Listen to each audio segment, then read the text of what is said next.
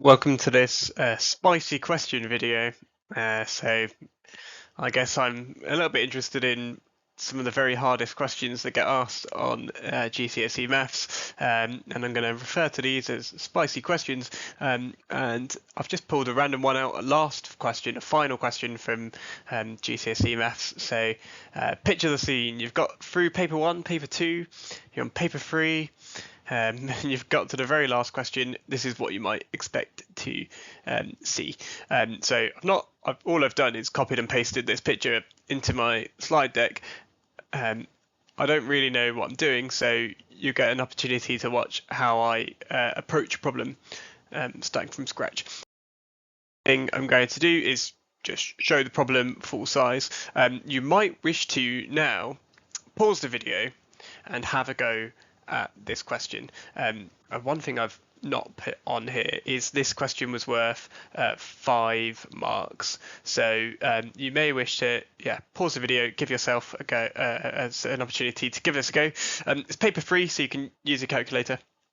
And on the next slide, I'll give this a go.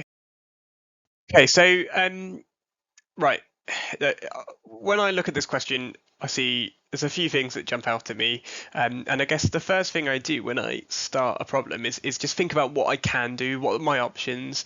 So we've got a regular heptagon, it's regular 7-sided shape, so that tells me I could work out how big one of the angles is in this shape. I know a formula about angles and polygons, so let's write that down. So the angle, total angle in a polygon, total angle in a polygon is n minus 2 times by 180. Okay, that will tell me what all of the angles in the heptagon are.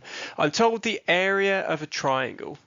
So the area of the triangle ABG, that's this guy at the top, is 30 square centimeters. Okay, so another thing I'll do is just put the label on there, like that reminds me, well, that's the area I've got. And I'm asked to find the length GB. So what I'm looking for in the end is the length of this line. And I should probably give that a more formal label, because that's what I'm ultimately looking for. Let's call it X. Okay, so X is the length across. Okay, right, so the other things that I'm thinking are the area of a triangle. Well, it's not a triangle that I could find the height of very easily, so something that's probably going to be useful is the other area of a triangle formula. So the trigonometric area of a triangle, which I'll just write trig area of a triangle, is half AB sine C. So half of the two sides multiplied by the sine of the angle between them.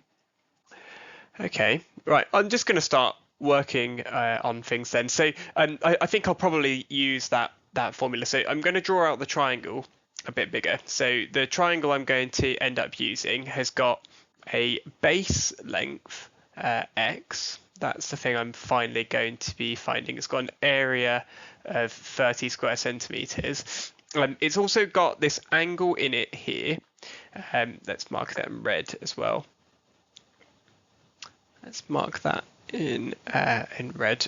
There's got an angle that I'm going to call theta. That's definitely of interest to me. It's got two side lengths that are the same because it's a regular shape. So those are both, let's call them A. Okay, now let's use the area of the triangle formula. Okay, so let's look at the area of the triangle. So the area is 1/2 of AB sine C. Now each of A and B are just A. So the area, which is 30, is equal to 1/2 of A times A, which is A squared, multiplied by the sine of theta. Okay, theta is the angle between them. Okay. That's a problem because I've got two unknown things. Oh, but I can work out theta. Okay, so the next thing I'm going to do is put a subheading calculate theta. So I'm going to use this top formula. So the total angles in the heptagon are 7 minus 2 times by 180. So that's 5 lots of 180. Reaching for a calculator, not sure why, it's quite an easy calculation. It's 900. So each angle is 900 divided by the 7 angles that are in the heptagon. Now that is, it comes out as 128.57 degrees. Now that's obviously a bit annoying. So in future calculations, I'm probably going to use 900 over 7 as my angle in that, because I don't really want to lose any accuracy. Okay, so now let's go back into the area. So that 30 is equal to 1/2 a squared multiplied by the sine of that angle that we just worked out, which was 900 over 7. Okay, now I won't go, well, let's go for the math. So let's double both sides. We get 60 equals a squared sine of that nonsense, 900 over 7.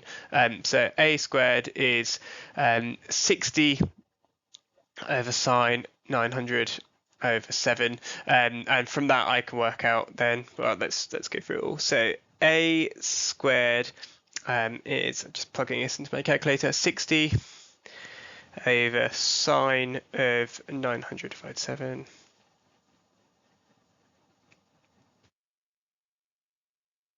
Which is 76.74. So A, right, so that tells me A is 8.76, and that is the that's one of the sides of the triangle. Okay, that feels good.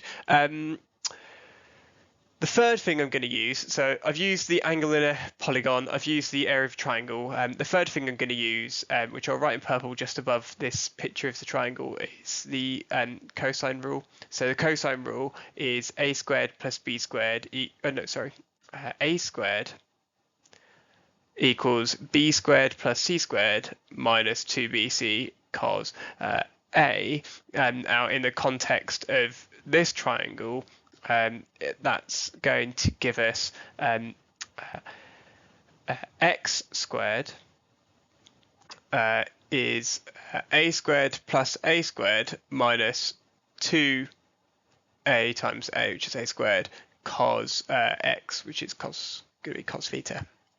Okay, I'm going to write that in this box over here. Sorry, this is a bit of a mess. So I'm going to simplify that and rewrite it. So we get x squared is equal to 2 lots of a squared minus 2a squared cos theta. And I know what a is now, so this is just going to be chuck in. So I've still got the full value of a stored in the as the answer button in my calculator. So I'm just going to write 2 lots of my last answer squared minus 2 lots of my last answer squared multiplied by the cosine of theta, and theta was 900 over 7. And that returns to me x squared is 249.2. So x is the square root of that nonsense. X is 15.785, so 15.8 centimeters. Now let's just do a reality check. Does that make sense? I feel quite happy with that. It makes sense in the context of the question. I'm very confident with every part of that. I know I worked out the side length is 8.76, and that's not hugely bigger. It's a triangle. I mean, if I did, like, let's say the height of that triangle might be something like 5, half base times height would be like, just if it was 5, which would be a reasonable number, would just be over 30. So yeah, that makes sense. I sort of do some reasonable estimates in my head to see, well, does that make sense? Check the mark scheme if you like. Correct me if I'm wrong. But there you go. There's a spicy question for you. Enjoy.